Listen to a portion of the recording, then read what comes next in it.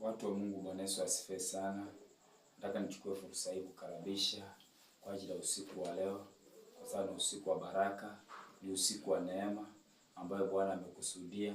Naamini ya kwamba kila mmoja wetu umeenda shukuru, umeenda kazini, umerudi kwa nyumba, katika familia yako, katika jamii yako. Na najua kwamba Mungu amekuwa mwema, Mungu ameweza kukuwezesha kwa kila jambo, na Mungu atakuwa mwenye kutubariki sana. Nataka nikaribishe kila mmoja wenu mahali ambapo huko. Nataka nikukaribishe kwa sababu Mungu ametenda mambo ya ajabu. Mungu wetu ni mwema na Mungu wetu ni mwaminifu. Na ndiposa kwa sababu ya uaminifu wa Mungu ameweza kutufanya jinsi ametufanya, na tumeona masaa na nyakati nyingine kama hii. Naamini ya kwamba usiku wa leo unaenda kuwa ni usiku wa baraka. Usiku wa leo unaenda kuwa ni usiku wa neema. Usiku wa leo unaenda kuwa ni usiku wa fadhili. Usiku wa leo unaenda kuwa ni usiku ambayo Bwana atakubariki sana, na Mungu atakuinua sana. Mtu wa Mungu, tunakuwa na muda mzuri wa maombi mwaka huu. Nataka na moyo wangu na Mungu alikuwa akinena pamoja nami, ili sote kumake sure kwamba tunatafuta uso wa Bwana, tunamtafuta Mungu katika kila hali, tunamtafuta Mungu kwa kila jambo, ili Mungu wetu akasiti kuonekana na Mungu wetu akaweze kutuinua. Na ndio dadi swali nakuta ya kwamba ninajaribu juu chini kumake sure ya kwamba kila ambacho Mungu ameweka ndani yangu nikaweze kukumekea na wewe nao utapata fursa ya kuweka kwa mtu mwingine, ili sote kazi ya Mungu hii ikawa ni kazi ambayo imepanuka na ikawa ni kazi ambayo inaenda. So usiku wa leo nilikuwa nataka tukaweze kujifundisha neno tunavyojiandaa, ili sote mwaka huu usiwe ni mtu ambaye utaomba pasipo kujua kwamba unaombea nini. Kuwa ni mtu ambaye utakaye kuwa unaomba, na katika maombi yako ikatawaliwe na nguvu za Mungu, maombi yake ikatawaliwe na uwepo, maombi yake ikawe ni maombi ambayo inaenda kuwa na baraka, maombi yake inaenda kuwa ya nguvu zaidi, na maombi yake inaenda kuwa ni yenye uwepo, na naamini ya kwamba Mungu anaenda kukuwezesha. So that mwaka huu nataka unapokuwa umesimama kwa ajili ya tumika katika njia ambayo Mungu itakayompendeza Mungu. Na usiku wa leo nataka nikaribishe wale watu ambao wako tayari kwa ajili ya maombi ya usiku. Usiku umebeba siri, na siri kubwa ambayo imebeba usiku.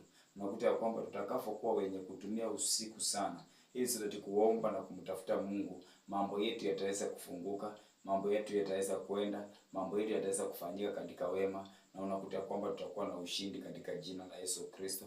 Na ndio dadi swali nakuta usiku wa leo ninakukaribisha mahali popote unanipata, ili tukaende tukasemezane. Na najua kwamba mwisho wa ibada hii inaenda kuwa ya baraka sana. Ibada hii inaenda kuwa ni ya uwepo wa Mungu.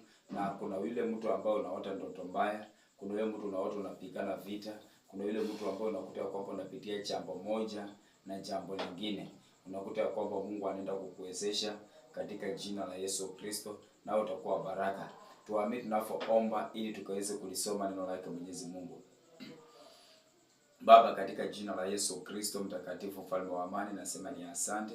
Baba, ni kwa sweli mwema na ni kwa sweli mwaminifu.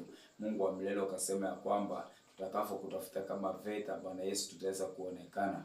Mungu wa milele, tunakutafuta usiku wa leo. Baba, tumekuja mbele zako kwa sababu sisi, Baba wa milele, mwanadamu pasipo kusaidiwa hawezi. Ndiposa ukasema ya kwamba mwanadamu anahitaji msaidizi. Baba, uliona Adamu, uliona anahitaji msaidizi. Na hata Yesu alipokuwa akiondoka akasema, sitawaacha mayatima bali nitawaachia msaidizi.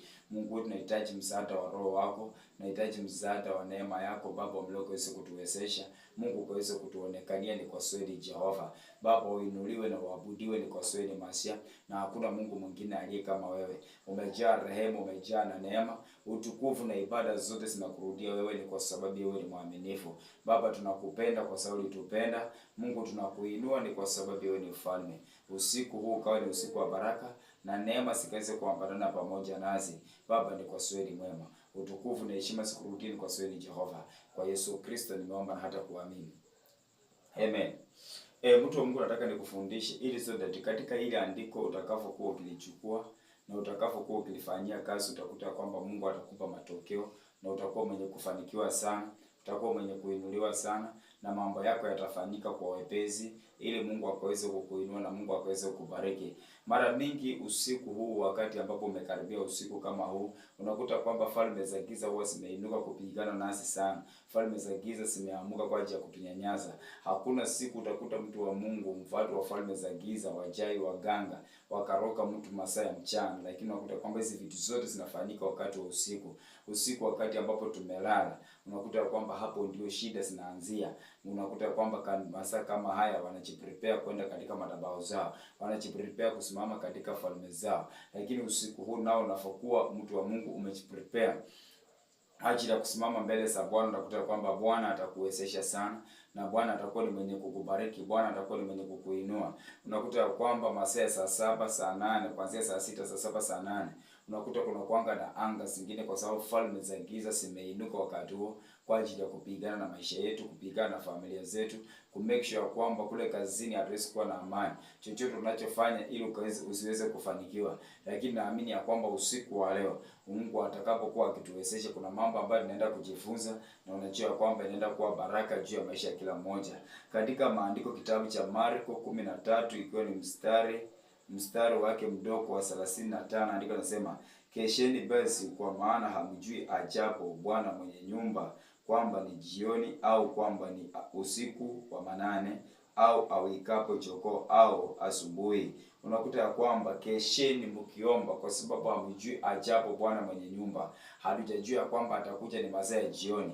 So that mtu wa Mungu unafaa ukawe ni mtu ambao umejiandaa. Unahitaji mtu ukawe na maandalizi, na katika yale maandalizi Mungu akaweze kukuinua, Mungu akaweze kukuwezesha, so that akakufanye chombo. Katika ile maandalizi Mungu akaweze kukupeleka katika kiwango kingine, na itakuwa ni baraka katika jina la Yesu Kristo. Andika nasema ya kwamba kesheni, kwa sababu hamjui ya kwamba kesheni basi kesheni basi, kwa maana hamjui ajapo Bwana mwenye nyumba, kwamba ni jioni. Hatujui kwamba ni jioni au kwamba ni usiku wa manane. Usiku wa manane ni katikati ya usiku ambao sasa unakuta ya kwamba tunaelekea usiku wa manane, kuanzia masaa ya saa 6, saa 7, saa 8. Masaa hayo ndio unakuta ya kwamba usiku wa manane, na hapo ndipo kuna vitu vingi vinafanyika katika hiyo masaa. Lakini wakati Mungu atakupatia nafasi ya kumake sure kwamba unaomba haya masaa, Mungu ataweza kuwa anakupa nguvu sana, na utakuta kwamba katika hii masaa Mungu atafungua maisha yako, Mungu atakuwezesha na Mungu atakubariki. So that katika haya masaa haujui nini kitakachotokea usiku wa leo. Lakini naamini ya kwamba wakati ambapo utakuwa mtu mwenye utakayeinuka na kwa ajili ya maombi, Mungu atakuwezesha katika jina la Yesu, na utakuwa ni mwenye kufanikiwa na utakuwa mwenye kuinuliwa katika jina la Yesu Kristo. Ili so that malengo langu na tamanio, so that natumai ya kwamba Mungu akaweze kukuwezesha, so that ukao mtu ambaye utakayesimamia katika nyumba ya Bwana, utakayesimamia falme, utakayepigana vita, ili so that Mungu akaweze kukuwezesha katika jina la Yesu Kristo. Tunapoangalia katika kitabu cha Lamentation ama Maombolezo chapter 2 verse 19, andika nasema, inuka ulalamike usiku, mwanzo wa makesha yake, mimina moyo wako kama maji usoni pa Bwana, umuinulie mikono yako kwa uhai wa watoto wako wachanga wasimiao katika njia, mwanzo wa kila njia kuu. Unakuta kwamba usiku wa leo ni mwandike natuambia kwamba inuka, mimina, inuka, numunika ama lalamika, inuka, mimina moyo wako kama maji usoni pa Bwana. Mungu wetu ametulia, anahitaji mtu ambaye ako tayari, so that mtu ambaye atamimina moyo wake, mtu ambaye atajitoa na kuvunjika mbele za Mwenyezi Mungu. Ndiposa andike na kuambia kwamba inuka, mimina moyo wako kama maji mwanzo wa makesha yako. Unakuta kwamba wakati ambapo unamimina moyo wako usiku, Mungu huwa ametulia.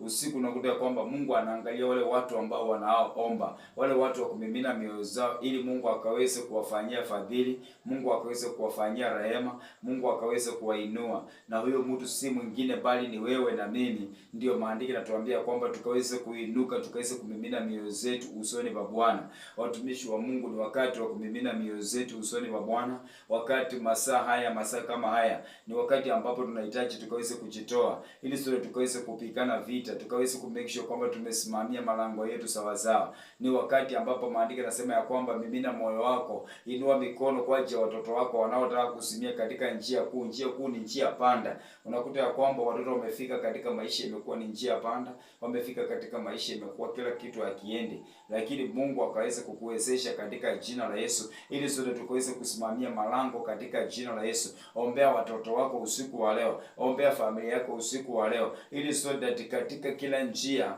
kuna uwezo na kuna uwepo, na Mungu najua kwamba Mungu wetu atakuwezesha, Mungu wetu ataweza kukuinua ili akaweze kukufanya chombo, na ukawe ni mtu ambaye utakayefanyika baraka kwa ajili ya vizazi, ukafanyike baraka kwa ajili ya watu wengi. Usiku wa leo nimekuja mbele zako ni kwa sababu ya sauti ya Bwana anayeongea juu yangu, ili sote Mungu anataka kukuinua, Mungu anataka kukufanikisha, Mungu anataka kukujenga. Simamia familia yako vyema, simamia jamii yako, na utakuwa mwenye kubarikiwa katika jina la Yesu Kristo.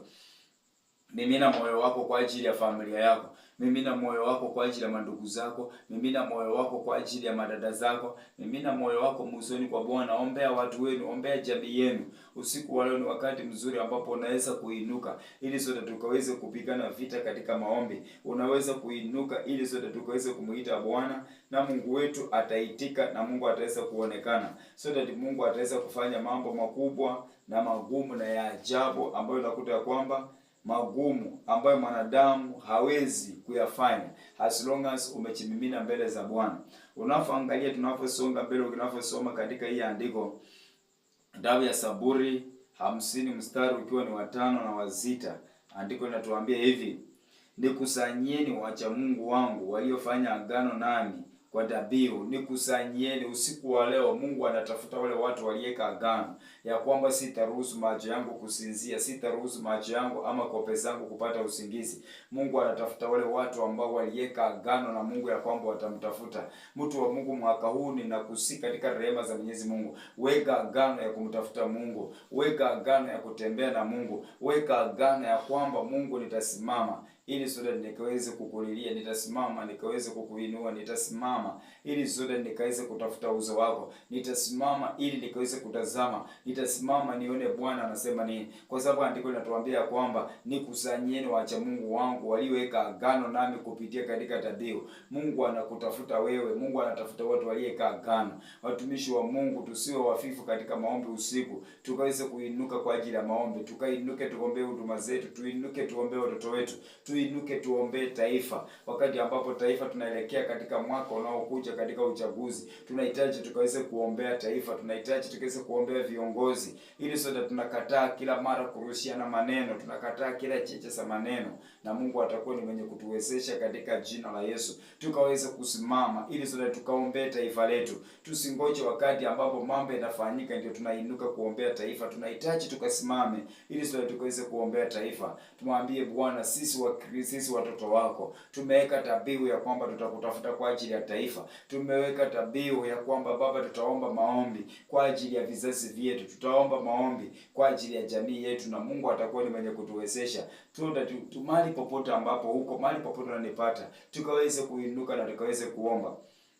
Na utakuta katika ile maombi tutakayokuwa tukiomba, Mungu atatuwezesha na Mungu atatuinua, Mungu ataweza kutujenga. Andiko limesema vizuri, mstari wa 6 anasema na mbingu zitatangaza haki yake, kwa maana Mungu ndiye aliye hakimu. Mbingu zitatangaza haki yetu. Wakati ambapo tumekusanyika, tumeomba, tumeshikana mikono, tunamlilia Mungu, mbingu itatangaza haki zetu. Na maandiko yanasema ya kwamba Mungu ndiye aliye hakimu. Hakimu, Mungu ni wakili. Katika kila ambacho unapitia, Mungu ataweza kukuwezesha, Mungu ataweza kukuinua, Mungu ataweza kukufariji, Mungu ataweza kukujenga, ili sote mtoto wa Mungu kaweze kufanyika chombo kilicho safi machoni pa Bwana, na Mungu akaweze kukuheshimisha. Mbingu ikatangaze haki yako, wewe ambaye utakayeinuka usiku wa leo, utakayeinuka kwa ajili ya kuomba, utakayeinuka kwa ajili ya kulilia familia, utakayeinuka kwa ajili ya kulilia jamii. Mbingu ikasimame kwa ajili yako ili ikatangaze haki yako, na mtoto wa Mungu ukaweze kufanikiwa, mtoto wa Mungu ukaweze kuinuliwa, Mungu akaweze kukutenda jambo jipya, Mungu akaweze kufanya mambo makuu katika jamii yako. Mwaka huu haihitaji ya kwamba tunahitaji tusikize stories za watu sana. Tunahitaji tusikie sauti ya Mungu inasemaje, Mungu ananena nini kutuhusu. Mungu ananena nini kwa ajili ya familia zetu? Mungu anasema nini kwa ajili ya kazi yako? Mungu anasema nini usiku wa leo? Na utakuta ya kwamba usiku, wakati ambapo umeamka, Mungu atakuwa ni mwenye kukufanikisha katika jina la Yesu, na Mungu atakujenga, na Mungu atakupeleka katika kiwango ambacho si cha kawaida, na utakuta ya kwamba utakuwa ni mtu mwenye kubarikiwa sana, na ni mtu mwenye kuinuliwa. Tunapoangalia usiku wa leo, nini kinachofanyika katika maombi ya usiku? Katika maandiko usiku, unakuta ya kwamba katika maandiko, kitabu cha Genesis chapter 19 verse 27, andiko linatuambia kwamba Ibrahimu akatoka asubuhi kwenda mahali aliposimama mbele za Bwana. Unakuta ya kwamba asubuhi ni wakati ambapo masaa kuanzia masaa ya saa sita ambayo tunaelekea, unahitaji ukaweze kuamka ukasimame mbele za Bwana. Unahitaji ukaweze kumlilia Bwana, unahitaji ukaweze kuwasilisha hoja zako, kwa sababu Ibrahimu aliamka asubuhi akasimama mbele za Mungu ili sote akaweze kumuongelesha Mungu, aweze kuweka ratiba zake mbele za Mungu, amwambie Mungu ni nini ambacho anakihitaji, aweze kulilia kilio chake kikaweze kumfikia Mungu. Je, sisi pia tuna uwezo wa kusimama mbele ya Mungu ili Mungu akaweze kutuwezesha, Mungu akaweze kutuinua, Mungu akabadilishe maisha yetu, Mungu akabadilishe jamii, Mungu akabadilishe vizazi, nasi tutakuwa wenye kufanikiwa na tutakuwa wenye kuinuliwa katika jina la Yesu Kristo. So that make sure ya kwamba mtoto wa Mungu utakapokuwa mwenye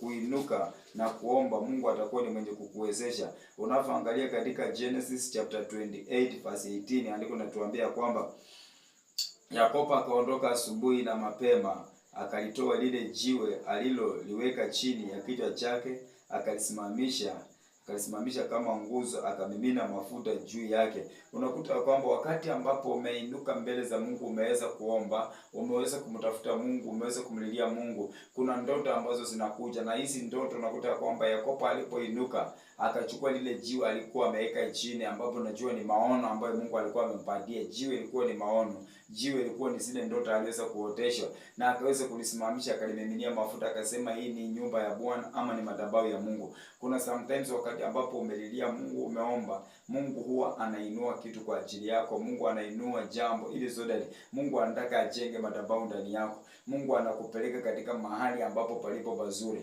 Yakobo alifika mahali pale, alitembea kufika mahali pale. Haikuwa ni mahali hadi ni mbali, lakini kwa sababu kulikuwa na maagano mahali pale ya kwamba ilikuwa ni madhabahu ambayo unakuta kwamba babu yake Ibrahimu aliweza kujenga pale, ama Isaka pia akakuja akainua madhabahu mahali pale. So huyu kijana alipofika mahali pale, Mungu akawa anamkumbusha kwamba kuna kitu mahali hapa ambapo mahali umelala, ambapo umeweka hii jiwe, hii ni madhabahu, ambapo ni mzingi wa madhabahu mahali hapa. So that unahitajika ukaweze kujenga mzingi. Je, wewe katika familia yako kuna vizazi vingapi ambavyo unakuta kwamba havijajengea Mungu madhabahu? Unahitaji ya kwamba ukaweze kwenye kuomba ili sote tukajenge madhabahu ya uombezi ndani yako, na Mungu atakuwa ni mwenye kukuwezesha, Mungu atakuwa ni mwenye kukuinua katika jina la Yesu Kristo. Ninaamini ya kwamba utakuwa ni mwenye kufanikiwa na utakuwa ni mtu ambaye ni wa baraka zaidi, na Mungu atakujenga, Mungu atakuheshimisha, kwa sababu Mungu wetu ni Mungu ambaye ni Mungu anayejibu, Mungu anayejibu maombi, Mungu anayefanya kazi katika unyenyekevu, Mungu anayefanya kazi katika haki. Mungu anatamani ya kwamba akaweze kutuheshimisha, Mungu anatamani akaweze kutuinua, na naamini ya kwamba Mungu atakuwa ni mwenye kutuinua katika jina la Yesu. Ukiangalia katika kitabu cha Exodus ama Kutoka 12:29, ya kizungu ni Exodus chapter 12 verse 29 na 30.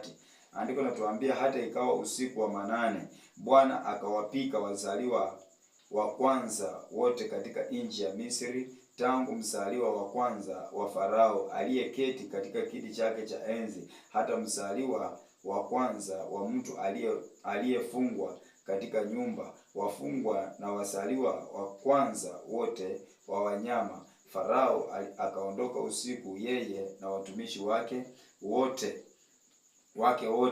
na Wamisri wote. Pakawa na kilio kikuu katika Misri, maana hapakuwa na nyumba hata moja asimokufa mtu. Unakuta ya kwamba mtumishi wa Mungu ndio dadi swali, unakuta kwamba watu wa dunia ama wafalme za giza wamegundua hii siri, wanatupika usiku wakati ambapo sisi tumelala. Lakini andiko linatuambia kwamba usiku kumbe ndio Mungu anapigana vita vyetu. Mungu anapika vizaliwa vya kwanza, Mungu anapika falme, Mungu anapika maagano zote za Farao. Na mimi natangaza kwa jina la Yesu Kristo, Mungu akaweze kuachilia kilio katika adui yako, Mungu akaweze kuachilia kilio katika kambi, Mungu akaweze kuachilia kilio katika kila falme, Mungu akaweze kuachilia kilio kwa kila madhabahu, Mungu akaweze kuachilia kilio kwa kila jamii, ili Mungu akaweze kukuwezesha katika jina la Yesu, ukaweze kusimama, ili so that yeyote ambaye wanakuendea mbio, kuna watu ambao wanakimbizwa mbio usiku na mchana, watu wanaota ndoto mbaya, watu wanaota wakifanya mapenzi, watu wanaota wakikula nyama, watu wanaota wakinyonga. Mungu apigane wale maadui ambao wanakulisha vyakula katika ndoto, wale watu ambao wanakulala wanakufanya mapenzi usiku kuja. Mungu apigane vita vyao katika jina la Yesu Kristo, ili Mungu akaweze kuachilia kilio katika nyumba nzima ya Farao, na utakuwa ni mwenye kufanikiwa katika jina la Yesu Kristo. Tunapoangalia ukisonga mbele katika hii andiko, ili zote tunataka tukaweze kuomba katika hii andiko. Unapoangalia katika Exodus chapter 8 verse 20, andiko nasema Bwana akamwambia Musa, inuka asubuhi na mapema, usimame mbele ya Farao, angalia anatoka aende majini, ukamwambie Bwana asema wape watu wangu ruhusa waende zao, ili wakanitumikie mimi. Unakuta ya kwamba usiku wa leo unakuta kwamba kuna falme, waganga, wachawi wamejipanga kwa ajili ya kwenda kusimama katika mabarabara, kwenda kusimama katika njia, kwenda katika mito kufanya masadaka zao, kufanya masacrifice. Lakini andike na kuambia kwamba inuka asubuhi na mapema, simama mbele ya Farao, ukaweze kupinga kila falme, ukaweze kupinga kila maagano, ukaweze kupinga kila vizuizi, ili zote chochote ambacho kimenuia kufanya katika maisha ya familia zetu, katika jamii zetu, pinga kila mipango zote za shetani, ili isipate nafasi katika maisha yako, isipate kupenya katika maisha yako, na Mungu atakuwa ni mwenye kukuwezesha katika jina la Yesu Kristo. Kuna mambo mengi yamekupinga, na ndio dadi suwai unakuta kwamba haujafanyika mundu, umejaribu kupanga mambo haujapanga. Ninakataa katika jina la Yesu Kristo. Simama usiku wa leo, ili ukaweze kupinga mipangilio zote za ibilisi katika maisha yako, na Mungu atakuwa ni mwenye kukufanikisha katika jina la Yesu Kristo.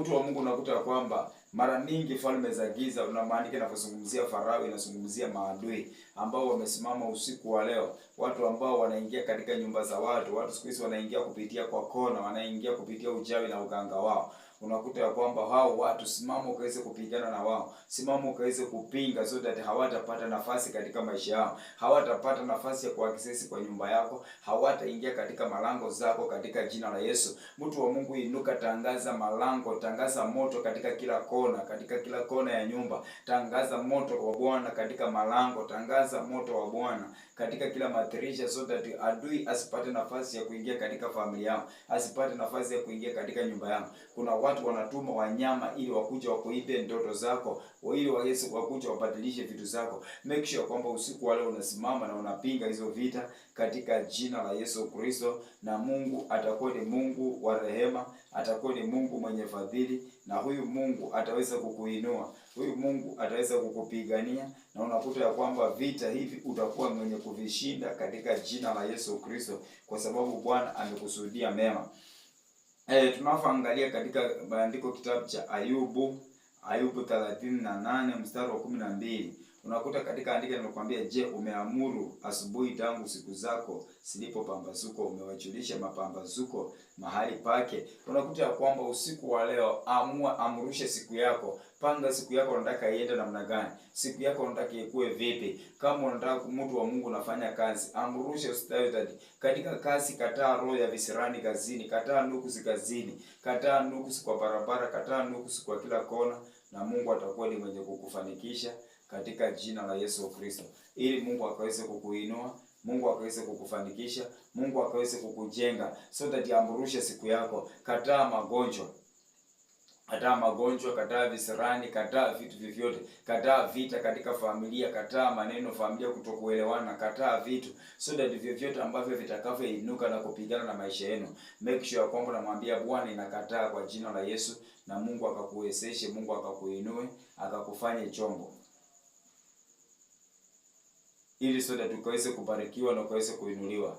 na naamini ya kwamba Mungu atakuwezesha na Mungu atakufanya chombo na Mungu atakujenga zaidi na utafanyika mwamba, kwa sababu wewe ni mwamba. Amrusha siku zako, amrusha, make sure kwamba unaamrusha. Command nini ambayo unaitaka kwa ajili ya siku ya kesho Jumamosi. Nini ambacho ukitaki katika maisha yao. So that amrusha vitu Mungu, so that vitu vikaanze kufanyika kutoka kwa maisha yao. Vitu vikaanze kufanyika katika wema wa Mungu. Kuna mambo ambayo yasipatikane katika line yako. Amrusha. Je, maandiko yamezungumzia vizuri ya kwamba andiko yamezungumza vizuri sana katika ile andiko ambayo nimelisoma katika kitabu cha Job ama Ayubu 38 verse 12. Je, umeamuru asubuhi tangu siku zako zilipoanza, tangu umesaliwa hujawahi amrusha ama hujawahi chulisha mapambazuko, so that siku zako ambavyo unakavoishi ni nini ambacho unakitamani, nini ambacho ukitamani. Make sure kwamba unaamrusha siku zako so that Mungu akaweze kukuwezesha.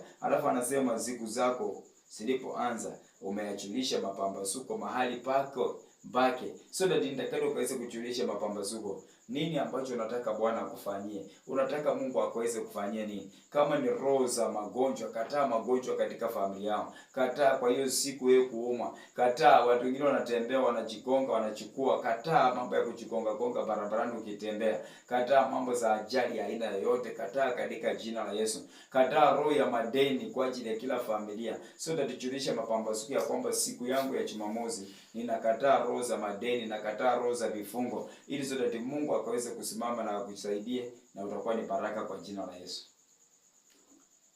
Mtu wa Mungu ubarikiwe sana. Ninaamini ya kwamba usiku wa leo utakuwa ni usiku wa baraka na ni usiku wa neema, na Mungu akakuwezesha ili ukaweze kuinuka, ukaweze kuomba. Haya maandiko ambayo nimekupatia ni msukumo ambao umekuwa ndani yangu. Mungu ameweza kunipa msukumo ili so that nikaweze kusimama pamoja na wewe na tukaweze kuomba kwa ajili ya usiku huu. Tukaweze kumlilia Mungu, na naamini ya kwamba Mungu atakuwa ni mwenye kukuwezesha.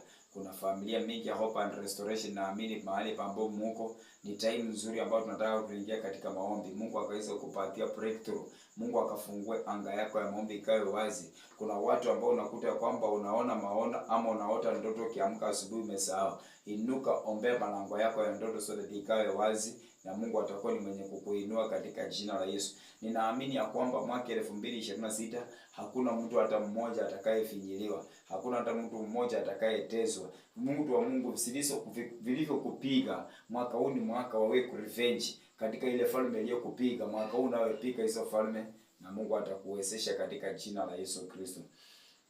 Naamini ya kwamba huu ujumbe tutakuwa yenye tunaendelea ili so that to make sure kwamba tutainuka na tukaweze kuomba na Mungu atatusaidia katika jina la Yesu. Tutakuwa ni sisi ni washindi ndani ya washindi. Amini ninapokuombea. Baba, katika jina la Yesu Kristo mfalme wa amani, nasema ni asante. Baba, ni kwa swedi mwema, ni kwa swedi mfalme. Ninakuinua, ninakupa sifa, ninakupa utukufu. Baba, mleo kwa ajili ya usiku wa leo. Baba, Baba, jipanga kwa ajili ya maombi ya usiku wa leo. Mungu amlete, neno lako limenena Jehova. Baba, nasi tumeinuka katika malango. Mungu amlete, tunasimama katika malango. Andiko lako limesema Baba, tukeshe tukiomba kwa sababu hatujui ajabu mwenye nyumba. Mungu amlete, tuko tayari Baba, amlete. Tupe nguvu ya maombi, tupe usemi wa maombi katika jina la Yesu. Wote walio wataifu wape nguvu wakaweze kuwainua. Baba, ni kwa sweni wa damana. Nasi watumishi wako tumenyekea mikononi mwako katika jina la Yesu Kristo. Usiku wa leo Baba, katika makesha ya usiku wa leo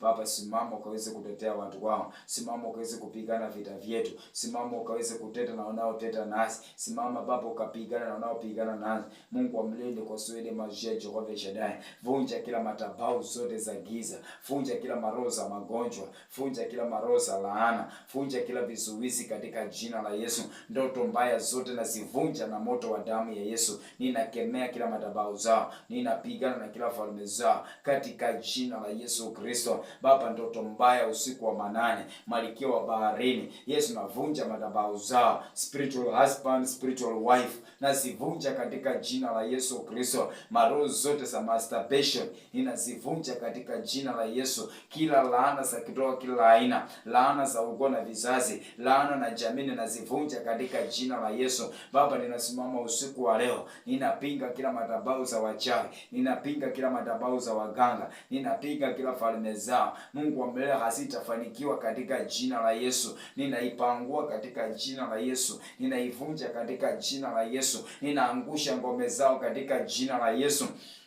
Mungu wa milele, kila utawala wote wa shetani, kila falme zote na utawala na madhabahu zao, tunazivunja katika jina la Yesu. Tunaharibu kila miteko zao katika jina la Yesu. Madhabahu za Illuminati, madhabahu za Freemason, madhabahu zote tunazivunja katika jina la Yesu. Tunaangusha kila ngome katika jina la Yesu. Tunakataa kila vizuizi katika jina la Yesu. Achilia moto wa damu ya Yesu Kristo usiku wa leo. Achilia damu ya Yesu Kristo katika malango. Achilia damu ya Yesu Kristo katika kila nyumba na kila kona katika jina la Yesu. Mungu mwenye uwezo, achilia radi yako Jehova. Mungu, ni kwa sababu wewe ni Masia. Tunavunja kila falme in the mighty name of Jesus. My Father, release your fire. Mungu, achilia moto kila kambi, achilia moto kwa kila mapango, achilia moto kwa barabara. Maroho zote za kuinuka kudai damu ya Wakenya na ivunja katika jina la Yesu. Tunakataa na damu ya Wakenya, tunakataa Wakenya kutolewa kafara katika mizimu,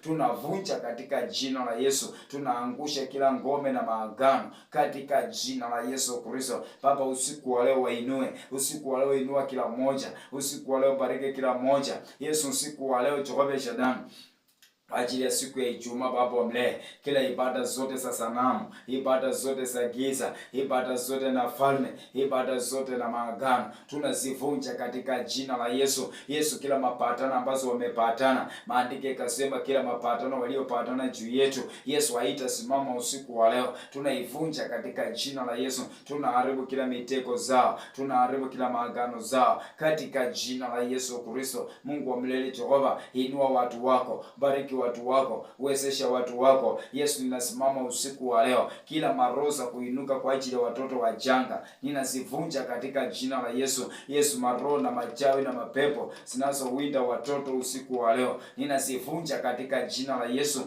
Baba wa milele, watoto kulia usiku, ninavunja hizo maroho na uchawi na majini zao katika jina la Yesu Kristo. Ninatakaza watoto na damu ya Yesu, ninawatakaza na damu ya Yesu, ninawakaza na damu ya Yesu. Bwana Yesu, achilia moto ndani ya watoto. Mungu, ni kwa sababu wewe ni Masia, Baba wa milele. Vifungo vyote Baba wa milele vinavyowinda watoto wajanga, tunazivunja katika jina la Yesu. Baba, wewe ni mtawala, Baba wa milele, pokea sifa na utukufu. Tunavunja roho zote za mipango ya kando katika jina la Yesu Kristo. Katika kila ndoa tunavunja hizo madhabahu katika jina la Yesu Kristo. Roho za mipango ya kando, roho zote za kuinuka, roho zote za kuvunja Baba milele, Baba za kusimama kinyume na familia, roho za kuingilia ndoa za watu, ninasikemea katika jina la Yesu. Mungu, simama Baba wa milele, usiku wa leo kapigania watu wao, usiku wa leo wawezeshe Baba, tangulia mbele yao, achilia moto ndani yao, achilia vazi mpya ndani yao. Mungu, ni kwa sweli Jehova, pokea sifa na utukufu. Baba, ni kwa sweli mwema.